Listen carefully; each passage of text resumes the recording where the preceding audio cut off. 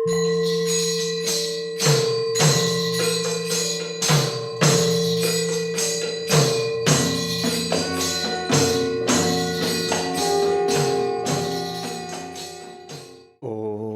Asato Ma Sadgamaya Tamaso Ma Jyotirgamaya Mrityurma Amritam Gamaya Om Shanti Shanti Shanti.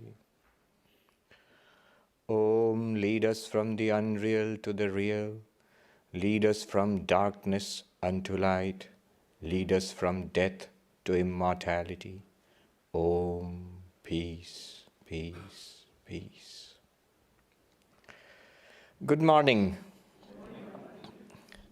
Some of you may have doubtless seen the strange subject that is on the menu this morning, Vedanta and the art of archery.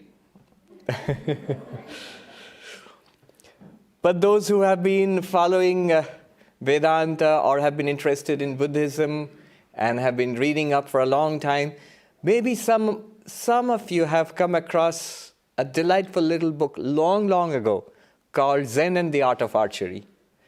So that's where I have sort of taken the name from, Vedanta and the Art of Archery. You see, Zen and the Art of Archery, it's based on something called Kyudo, which they have in Japan, where they used archery as a spiritual practice. They were not shooting anybody, just not a live target. Not a live target, that can't be very spiritual, but just the sport of archery. And instead of making it a sport or actually combat, what they would do is, the form would be archery. They would actually have a bow and an arrow, but the whole practice would be Zen meditation. So the whole practice was to induce a Zen meditative state, and the goal was Satori, enlightenment. Now, centuries, why centuries? Thousands, literally thousands of years before that Zen archery, there was Vedantic archery. They didn't actually use a bow and an arrow, but the metaphor is there.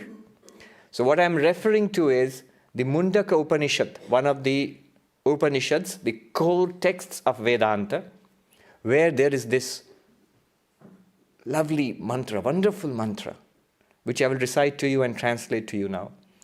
Truly wonderful, truly inspiring. It goes something like this. Dhanur grihitva upanishadam mahastram sharam upasanishitam sandhaita ayamya tadbhava gatena cetasa lakshyam tadevaksharam saumya viddhi.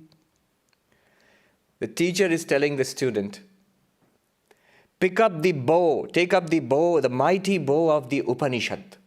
The Upanishad, the core text of Vedanta, that's the bow. Take it up. Place upon it an arrow. Your mind, you yourself are the arrow. Sharpened and straightened by meditation and spiritual practice. Place upon it. Ayamya, draw back the bowstring. Draw the arrow back. With a mind suffused by the thought of Brahman, with a mind immersed in the thought of Brahman, draw the arrow back, draw the bowstring. And then let fly. Says that goal, the goal is the absolute. Tadeva aksharam. The akshara means the absolute, the unchangeable reality, the spiritual reality, call it Brahman, God, whatever. That is the goal. And what's the arrow? You are the arrow. And what's the bow? The bow is the Upanishad, Vedanta. Let fly and unerringly, without mistake, pierce that target. So my dear child, Soumya, my dear child, pierce the target, strike the target unerringly. Become one with the target, that is, become one with the absolute. So this very beautiful metaphor is used, the metaphor of archery is used for spiritual life. That's what we are going to speak about today. Nobody's shooting anybody with an arrow. But here, in case you are wondering who is doing the shooting, you yourself are doing the shooting. You yourself are the arrow, Or you can put it this way, the guru, the teacher is doing the shooting. He's going to put you on the arrow and shoot you towards God. He's going to put you on the bow, the Upanishad. You are the arrow and it's going to shoot you towards God. So that's what we're going to do today. We will not only understand, explore this metaphor, but we'll understand it, how it applies to our spiritual life. And maybe we'll do a little bit of archery too this morning. So let's see. First of all, notice that though the metaphor is archery, you are the arrow and there's the target, which is Brahman, and the arrow has to go and hit the target. But remember, the metaphor seems to be one of distance. There is really speaking no distance. Really, there is no distance. The distance between you and Brahman is one of ignorance, not physical distance. You don't actually have to fly up somewhere and hit God. I can imagine God going, ow. No. It's one of ignorance. Brahman is right here. Brahman, the ultimate reality, is you. You are that. That is you. But we don't know that. We don't know that. This not knowing it is the distance which has to be covered by the arrow. So, if the distance is ignorance, the method can only be knowledge. The flight of the arrow is only knowledge. We have to know, we have to realize, make it a living reality for ourselves. That is the process. So let me translate the verse for you completely. Pick up the bow, the mighty bow, Mahastram, the mighty bow, mighty weapon of the Upanishad. Pick it up. Take the mind sharpened and straightened by spiritual practice. We shall get into all that. Sharpened and straightened by spiritual practice, and place it on the bow. Then, completely suffused with the thought of the spirit of Brahman, draw back the bowstring. What is drawing back? We shall talk about that. Draw back the bowstring. And Brahman being your goal, the absolute being our goal, let fly, my dear child, and strike that target. And it's also interesting, the Sanskrit word used, vidhi, it means pierce the target. But it also means know, realize. The two meanings are there. Literally in Sanskrit, vidhi means to know something. And also means piercing something, entering into something. So vidhi is piercing or striking the target, also knowing it. So in both things apply here. Actually, you're supposed to know yourself as Brahman, as the ultimate reality. Now, the question arises, how does one use the bow of the Upanishad? The bow of the Upanishad is there, bow of Vedanta is there. How does one actually go about it? One has a general idea. If there's a real bow and an arrow, you sort of take it up and put it there and pull it back and let go. It's not as simple as that. Anybody who's tried archery knows. But yes. But the Upanishad bow, the bow of Vedanta, how does one use it to realize that one is Brahman? To answer that, I'll have to cover the whole of the Upanishad for us right now, the whole of Vedanta right now for us. No mean task, but I am helped in this pursuit by one fact, one advantage I have is many of us here are not new to Vedanta. The general principles many of us are acquainted with. Many of us here have been coming for many, many years. So if I sort of race through it, you'll forgive me because I don't have months and months to talk about it. So here goes, the general principles of Vedanta. What does Vedanta tell us? What are we doing here? But we are trying to understand how to use the bow of the Upanishad. So what does it mean, using the bow of the Upanishad? What is Vedanta telling us? In essence, the famous Vedantic dictum, Shankaracharya said, in one sentence, let me tell you what Vedanta is. Brahma Satyam, Jagat Mithya, Jiva Brahmeva Napara. What does it mean? Brahman, the Absolute alone, is real. The world as it appears to us is false, an illusion, an appearance. And you, are you real or an appearance? The Vedanta says, never fear, you are Brahman. So Brahman alone is real. The world of an experience is an appearance. And you are, in reality, Brahman. 3 parts, 3 areas we have to cover. And this is what we shall explore. Now, I want to explore this with the help of an example which I find goes down very nicely. The example is what we see out there when you go to Montecito and look out of the beach onto the Pacific Ocean, the waves rushing towards the shore. I want to take up that example. Imagine way out there where the oil rigs are, there. A wave comes up in the ocean, a little wave, and it comes up in the ocean, and this wave looks around and sees other little waves and big waves, and it's so delighted. Wow, this is fun. And it plays with some of the waves, and it makes friends with some of them, and thinks that, okay, they are my friends. Those are not so good. They're a little mean to me. And there are the grown-up waves, the big serious waves rushing along towards and it's having fun growing up and learning to be a wave, knowing the ways of the wave. And as it grows up, becomes a mature and responsible wave, doing wave-like things. And it looks around and it sees many of its kind. But there are problems. There are problems too. It's not all sunshine and surf. There are problems too. What are problems? Well, first of all, not all waves are nice. Some of them are my friends. Some of them are not so nice to me. They're mean to me. And then some waves are actually much bigger than me. The wave sees. They are really big. I wish I could be like that. And wow, what's that? That's a tsunami wave. I'll never be like that. I'm just somehow making do. That guy is a multi-billionaire. I'll never go up to that level. Some waves are bigger. They are richer, more knowledgeable, more handsome, and more healthy, and they have got it made in their wave-like life. I feel inferior. I'll never measure up to that. And then it looks around and sees small waves, bubbles, and foam. They're no good. They're losers. I'm really good. And these are small problems compared to what's coming up. It looks out there and sees, oh my God, what's that? And other waves say that's Montecito, Santa Barbara, California, coming up towards us. What's going to happen? What happens to all waves? We die. We dash against the shore and we burst into spray and foam and we die.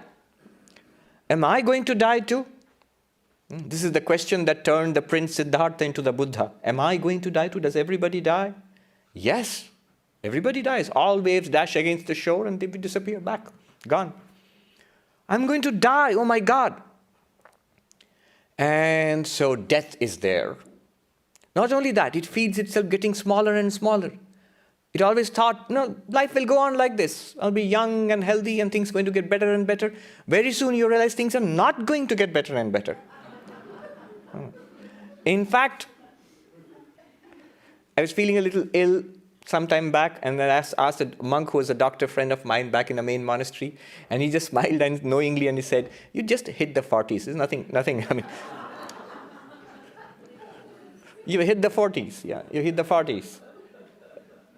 And then you'll hit the 50s and the 60s. Things are not going to get better. You can manage it.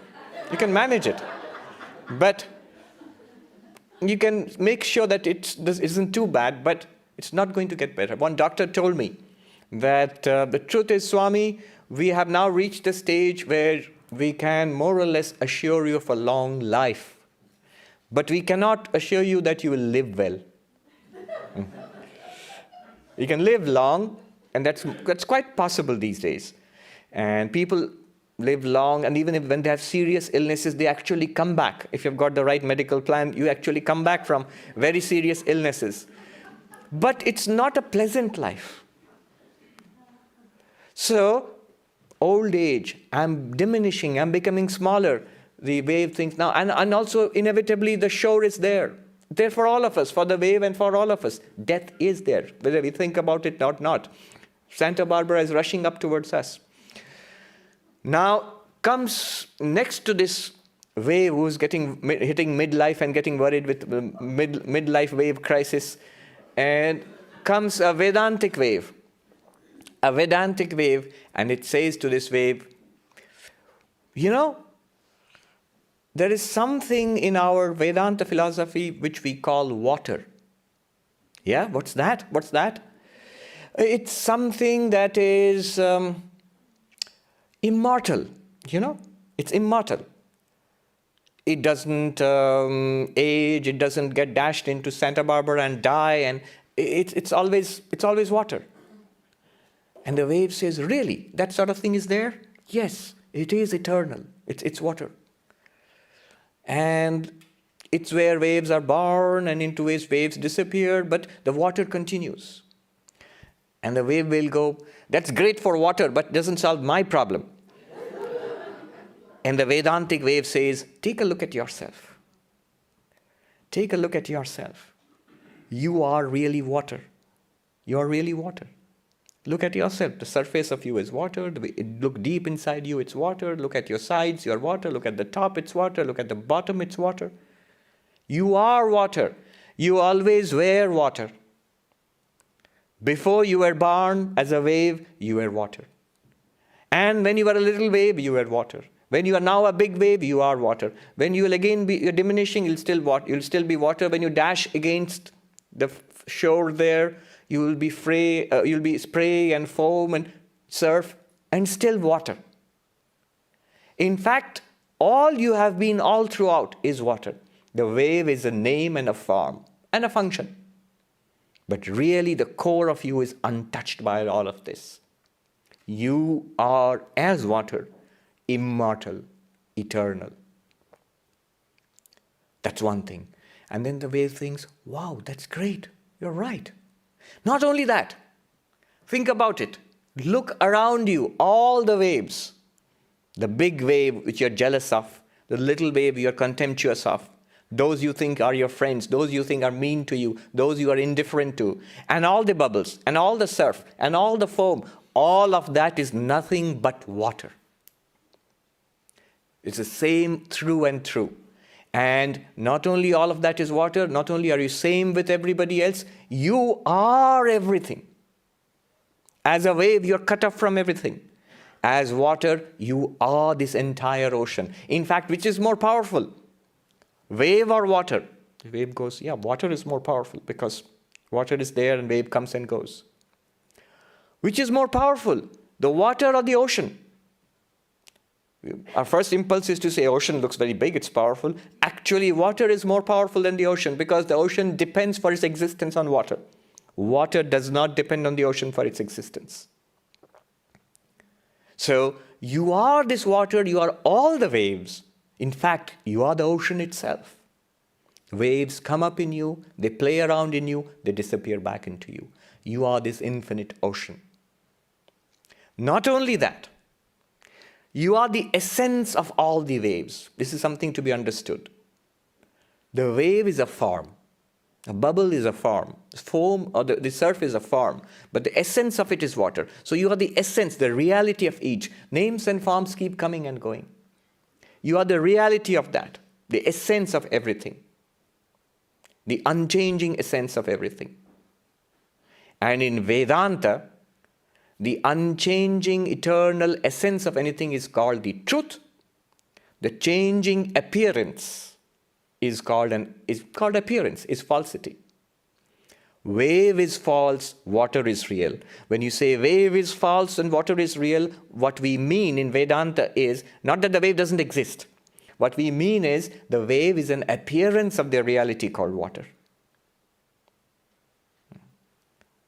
Exactly in the same way, in this vastness, there is one unchanging reality called Brahman.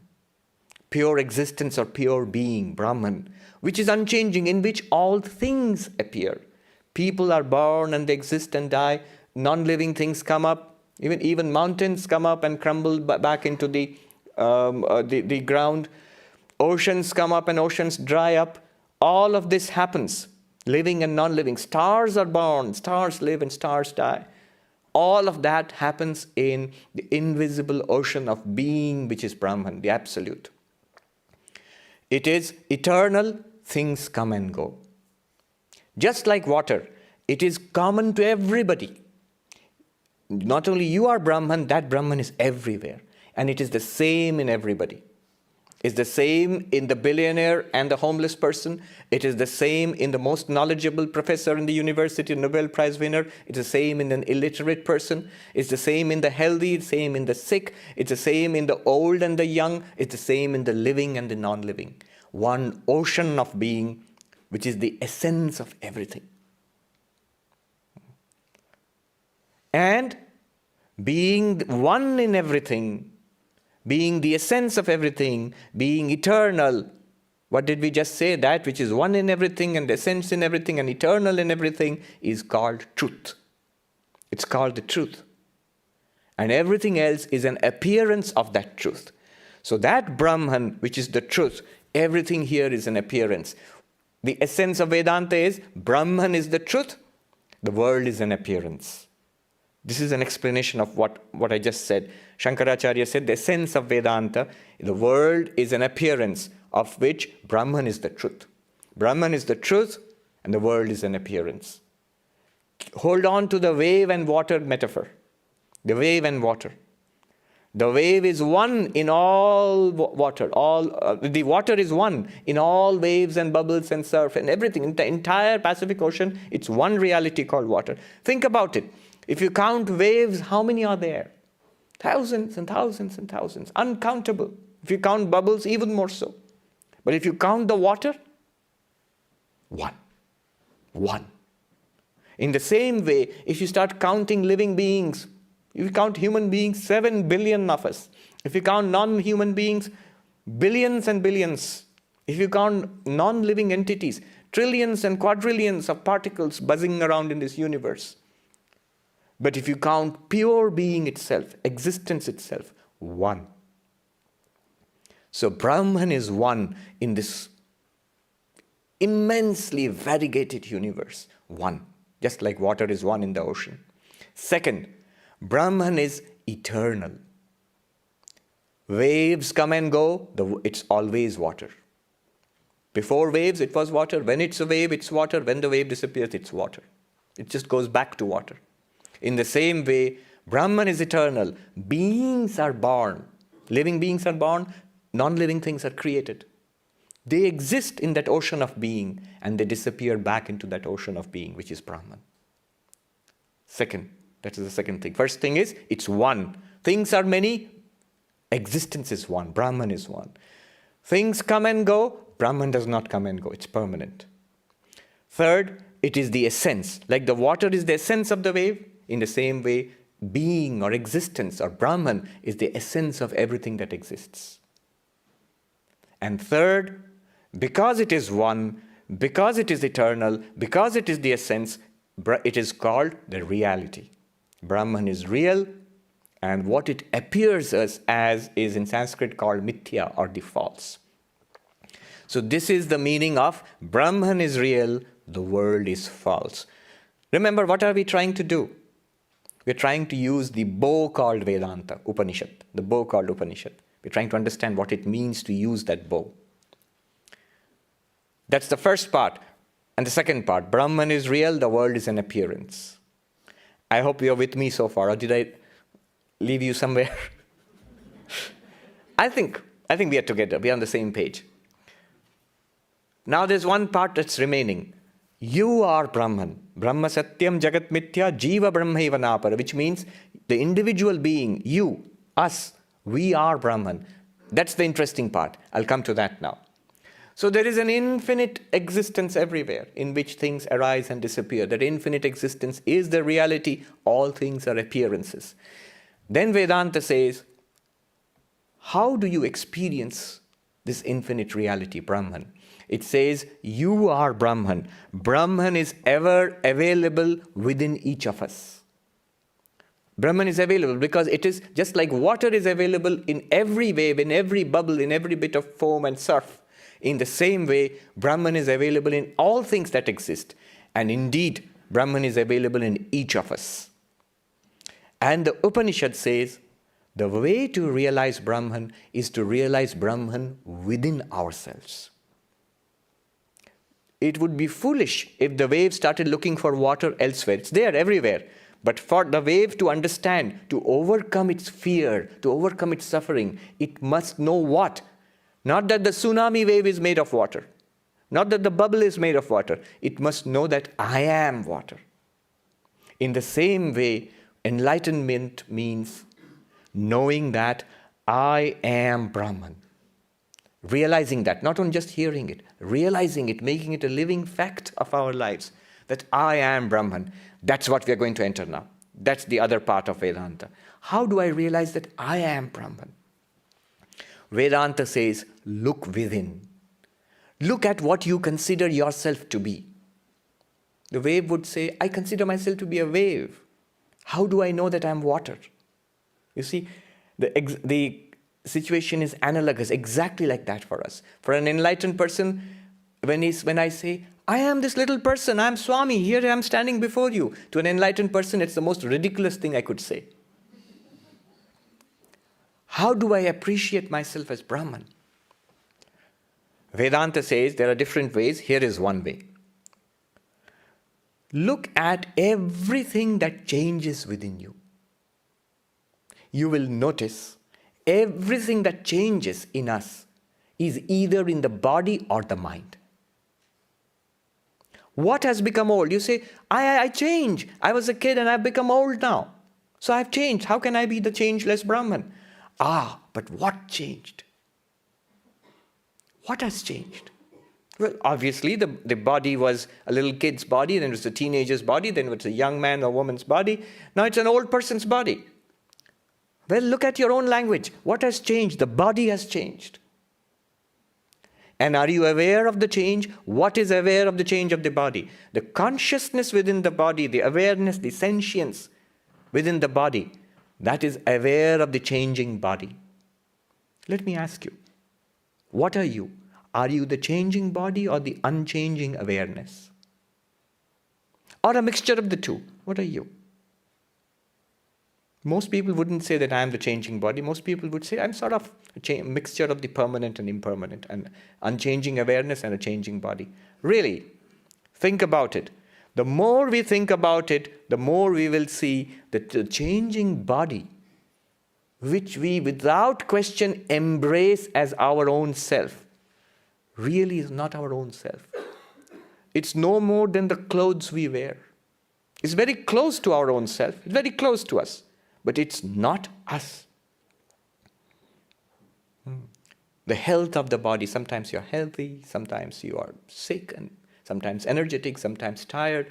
But the one unchanging consciousness, awareness, sentience watches and experiences health and sickness and recovery, tiredness and energy, vigor and weakness of the body are all recognized by one unchanging awareness. Person who is sick is never sick permanently. That person clearly remembers being healthy and clearly remembers after recovery being sick at one time. So what was sick? Not the consciousness, not the sentience.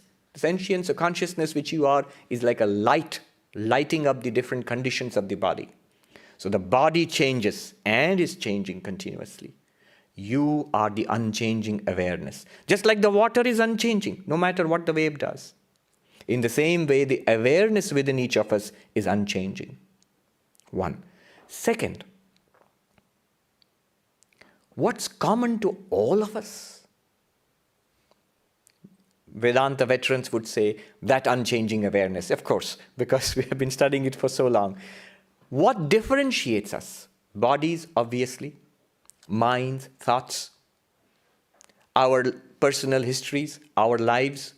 So our lives and bodies and minds, this is what differentiates us. But the consciousness which is aware of this body and this mind, is that consciousness different here and different there? Remember, the mind is different here and different there. What you know, I do not know. What you like, maybe I do not like. Your personal histories and my personal history is different. But the consciousness which experiences the person here and the consciousness which experiences the person there, are they two different consciousnesses? One Sufi poet put it beautifully. He writes, you and I are lattices. You know, there are lattices right behind you, the windows, the lattices. You and I are lattices of the one lamp through which shines one true light. There is a lamp and one light is shining through. If you look at the lattices, it seems different beams of light are coming out. It's one light shining through. There, when it shines out, it calls itself Mr. So-and-so. Here, when it shines out, it calls itself Swami so-and-so. There it says it's Miss or Mrs. so-and-so. But it's one light of pure consciousness. Vedanta would say, you and I are not lattices of the lamp. You and I are that one true light. The lattices are the bodies and minds. You are that one immortal light. I am that same one immortal light. So it is the same in all of us, that one consciousness. Bodies are different. The lattices are different. Minds are different. Personal histories are different. The little persons are different. They have their own. The waves are all different. They have their own histories. But the water is common to all of them. There is one consciousness common to all of us. That one unchanging consciousness. And that consciousness is the essence of who we are. We think we are bodies with consciousness. Vedanta wants us to understand that we are consciousness with bodies. We think we are human beings in search of a spiritual experience. The truth is, Vedanta wants us to understand we are spiritual beings having a human experience. It is one consciousness, and that consciousness is the essence of who we are. And remember, what did we say? That which is unchanging, that which is same everywhere, one everywhere, and that which is the essence is the truth. That consciousness is the reality, body and mind is the appearance. You are in reality an unchanging, immortal, pure consciousness. The person is an appearance. The person whom we take to be real. We think that our reality is this person I am. This is an appearance. Appearance of what? Of that one unchanging, essential consciousness. The very word person. I was amazed to discover how the English word person came. It has its roots in ancient Greece. When in theatrical performances, they had open-air amphitheaters. And in theatrical performances, the actors would come out. They had no microphone or anything like that. So they would come out and shout out their lines, what they had to say. And each actor was performing as a character. And that character, they would depict with a big mask. They would hold the mask in front of them and then say their lines. And those masks were apparently called personae. Personae. And that's what the word personality means, a mask. I am this person, it's a mask. You're saying I am this mask. Who wears the mask? Who wears the mask?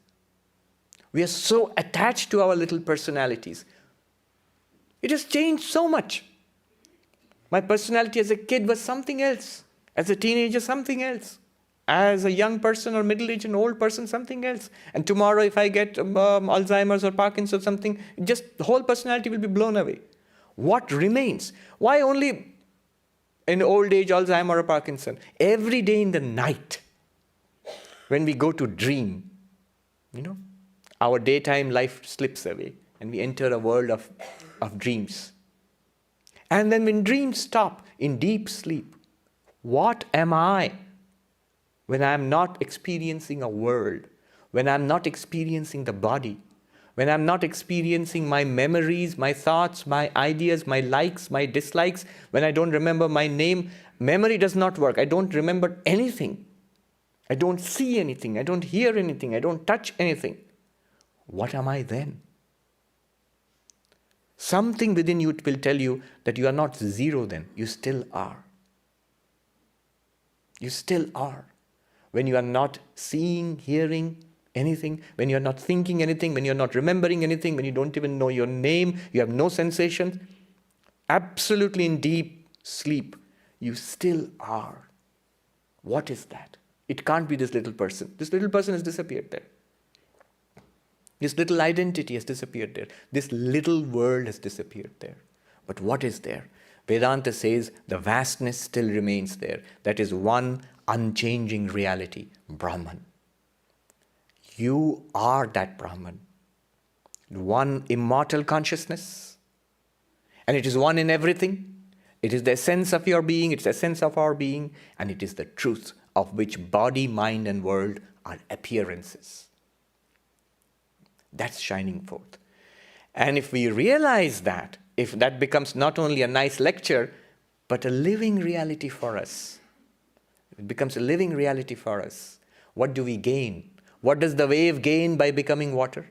Or realizing itself as water? It doesn't have to become anything. It is already water. It just has to see that it is water. It becomes free of death, immortality. Immortality. It becomes free of death. It becomes free of comparison. I have done so much, I have to become so big. And this guy is better and that guy is smaller. No. It becomes free of that. This is also water, this is also water, that's also water. It becomes free of comparison. It becomes free of suffering. So the birth as a wave and rushing along as a wave and then dashing into the shores as a wave, all of it becomes joy because it's still water all the time. It's the play of water. So whole of life becomes the play of consciousness. Then you can say, I am that infinite ocean of consciousness in which bodies and minds and little persons come up as waves. They play with each other, they fight with each other, and they disappear back into me.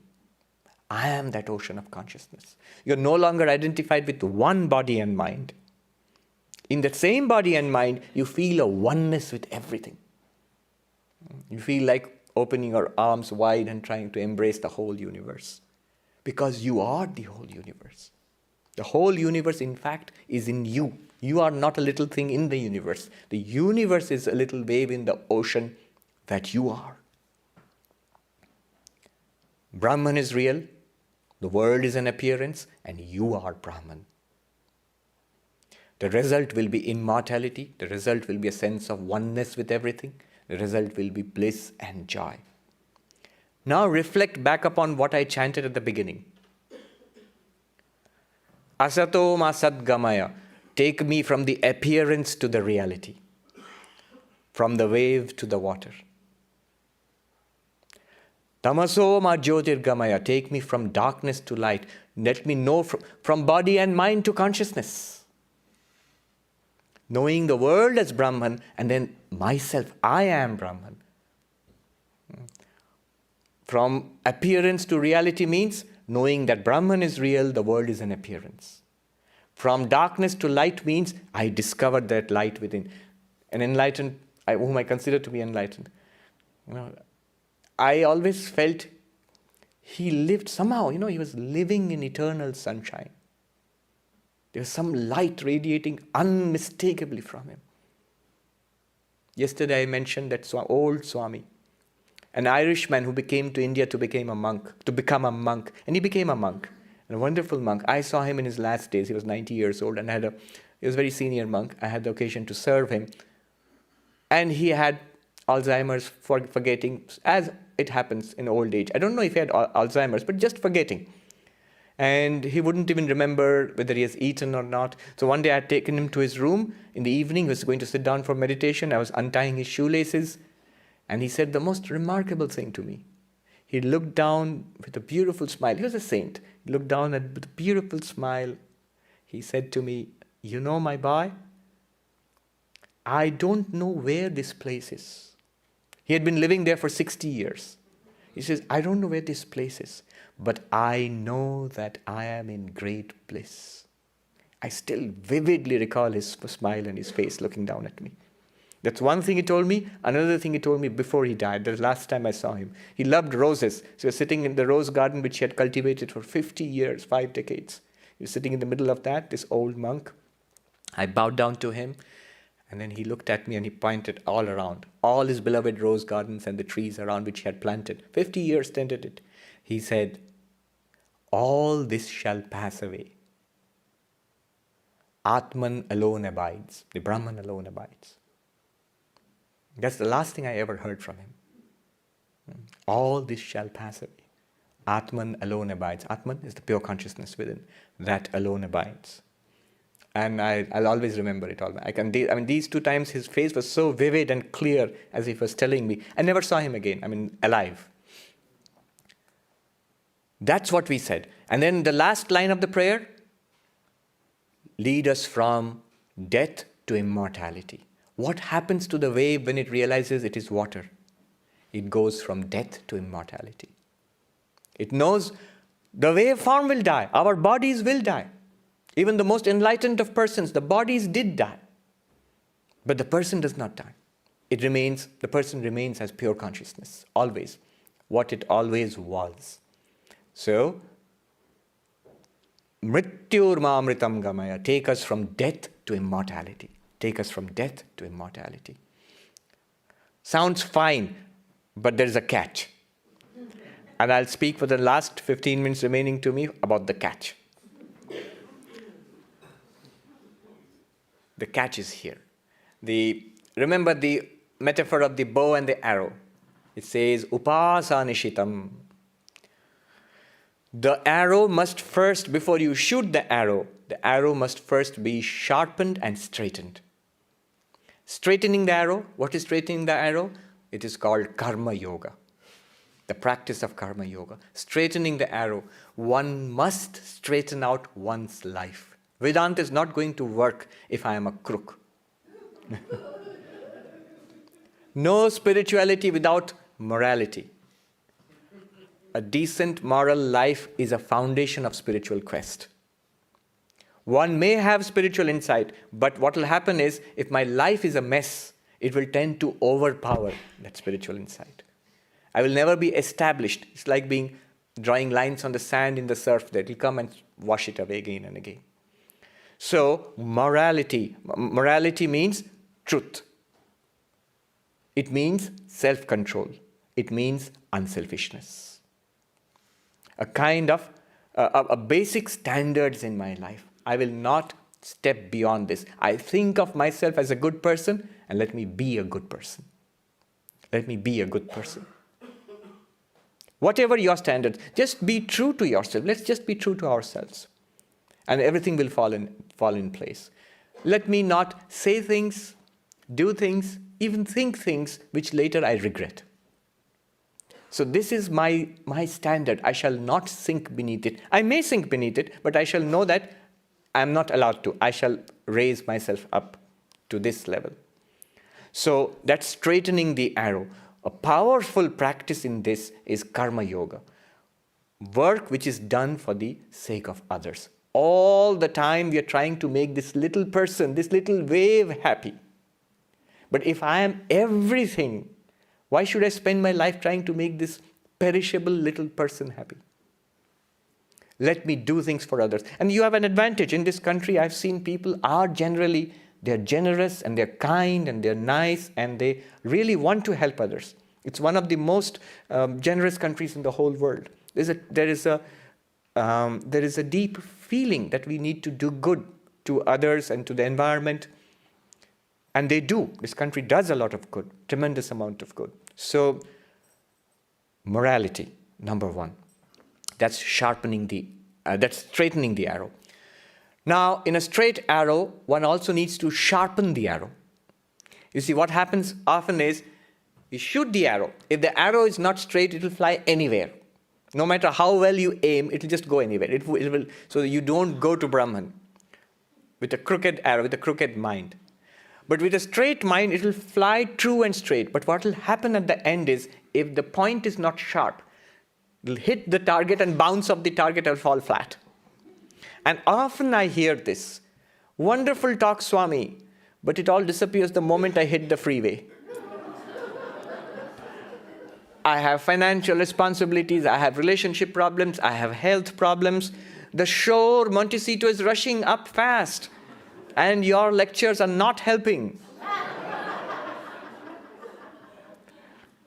It's not that you do not understand. We do understand. We do understand. After some time, Vedanta is not difficult to catch. It's something, because it's right here and right now. It's there. Right now it's here. It's not really difficult to get a sense of what they're talking about. But the problem is the arrow is blunt. We understand the arrow strikes the target, but bounces off and falls flat. So sharpening the arrow. What is sharpening the arrow? The sharpening the arrow, it says upasanishitam, sharpened by meditation. Not just karma yoga, the yoga of meditation. Sit down calmly, twice a day. Let the mind stop. The mind is an instrument, just like our hands and feet. Just because I have a hand, should I keep grabbing things? I'm reminded of the Charlie Chaplin movie. I think it was Modern Times, where he was a factory worker. And his whole day he had to tighten the screws in a particular assembly. It would come up and he would just do this with a wrench. And he kept on doing that for hours and hours and thousands of times. When he stopped, lunch break, he kept on doing this all the time. And the supervisor came and scolded him, "Stop doing that." And he twisted the man's nose also like that. So our minds have become like that. Incorrigible, unstoppable thinking, a mental diarrhea. We get tired of it. Somebody wrote this, that it's no wonder that when people kill themselves, tragic incidents of shooting oneself, they shoot themselves in the head. They want that voice to stop. It's an instrument. My hands, I will not let it keep on grabbing things. In the same way, because I have legs, should I keep walking all the time? No. Because I have a nose, should I keep sniffing around all the time? No. If I have a mind, why should I let it keep thinking all the time? I am not the mind. I am the consciousness which is aware of the mind, the witness of the mind. I am the unchanging consciousness. Mind is a series of changing thoughts, feelings, emotions, ideas. So, switch off the mind. Calm down the mind in meditation at least twice a day. If you're lucky enough to have received a mantra and a deity for meditation, beautiful. That's what is exactly meant here. Sharpen the mind, quieten the mind. It's an instrument. Why is it rebelling against us? Let it be an instrument in our hands. It's the best instrument that we have for realizing Brahman. With an arrow which is straightened and sharpened, place it on the bowstring, and then ayam, a beautiful word, draw the bowstring back. Here is something I must share with you. Drawing the bowstring back, we need to do that. If we are spiritual seekers, serious spiritual seekers, one needs to take a step back from life. The mad pursuit after pleasure, after money, after fame, after making it in life, that's all right. You will do it and you will get the results of that. What the results are, everybody knows. But when we take up a serious spiritual quest, one must take a step back, stop. Sri Ramakrishna used to say, simple life. A life without too many activities, without too many obligations, without too many hassles. If you're trying to make it in Silicon Valley or Hollywood for that matter, then do that. If you really want that, then do that. But if you're trying to realize Brahman, become enlightened, then that has to quieten down. You have to turn the volume down of your life. If the external life, if we are too much spread out in the world, always worried about relationship problems, always worried about the mortgage, always worried about this and that, turn down the volume, reduce our needs, make as simple a life as possible. You need the time and energy and the mental resources. You have to develop, you have to devote it. We have to devote it to Brahman. That is drawing the bowstring back. Step back a little bit from life. Life will go on. You need to earn money. Yes, you need to eat. Yes, even monks in the Himalayas need to go out and beg for food. Of course they do. Body is to be there. Body is the best instrument for enlightenment. Body is the instrument for enjoying the world and suffering in the world. But body is also the instrument for enlightenment. So you need to take care of the body. Need to exercise, need to eat, need to earn money to maintain yourself, need a modicum of relationships so that you're not lonely. From outside, you do something for the world and you're connected to the world. You're not crazy or something. But a simple life. Step back. You see, that's what a monk is. A monk is that thing to an extreme. A monk does not have possessions. Might have a little bit to get around in the world, but really no possessions. No stuff to worry about. In this country, one problem is stuff.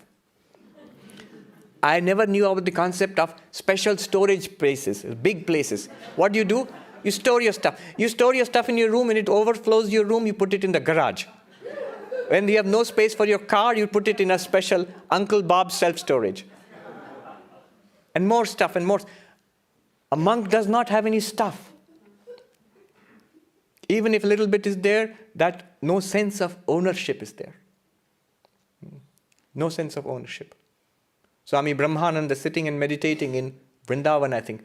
Some rich person saw him, wonderful aura around him.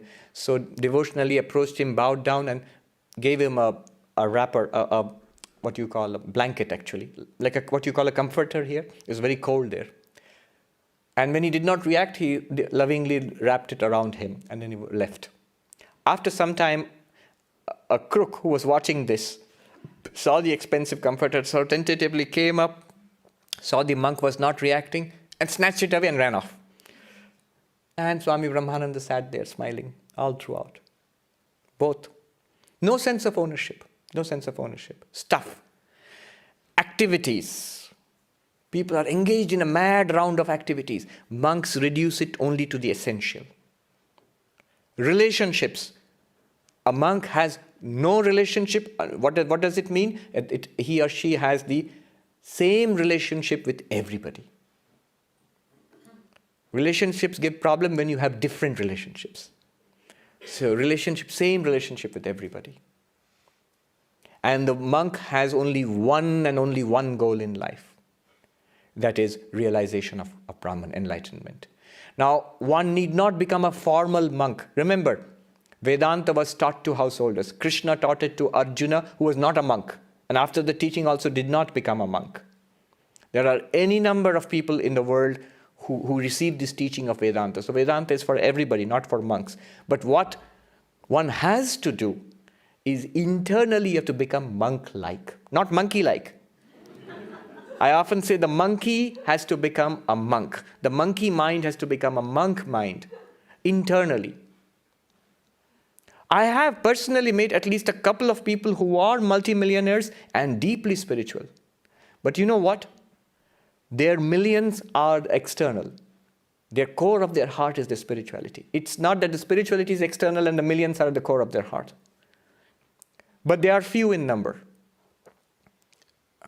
I've met at least two. And one remarkable young man who was well known in India. He had me flown over from one city to another just to speak to me. And when we spoke, I was really impressed.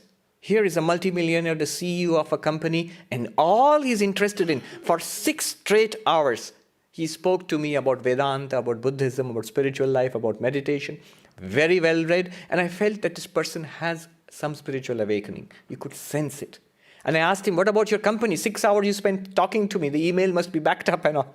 He said, oh, that's just like that. I mean, he said, I really don't care. It's just, it enables me to live the life I want. So it can take care of itself. It can happen. But remember, the core of his life is in spiritual pursuits. So inside, we have to step back from the storm of life into the quietness, into a monk-like space within. That is drawing the bowstring. Ayamya. Tadbhavagatena chetasa. The mind must be suffused with Vedantic thoughts. I am existence, consciousness, bliss.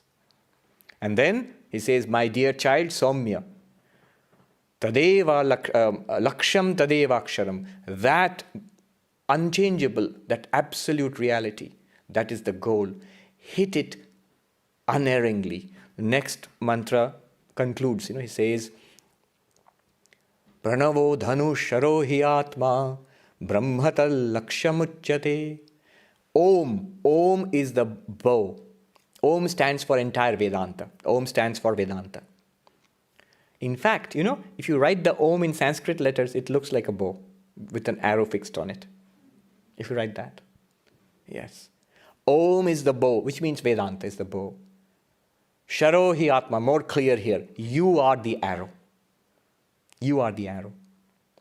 Brahmatal lakshamuchyate. Brahman is your target. Apramattena vedhavyam sharavat tanmayo bhavet. Hit it unerringly. Be very careful. Until enlightenment, pursue it without cease, unerringly. Swami Vivekananda says, arise, awake, and stop not till the goal is reached. Pursue it with one point. How much? Sri Ramakrishna used to say, how many pots of tears a man weeps for wife and children. I've never heard anybody shedding 2 tears for God.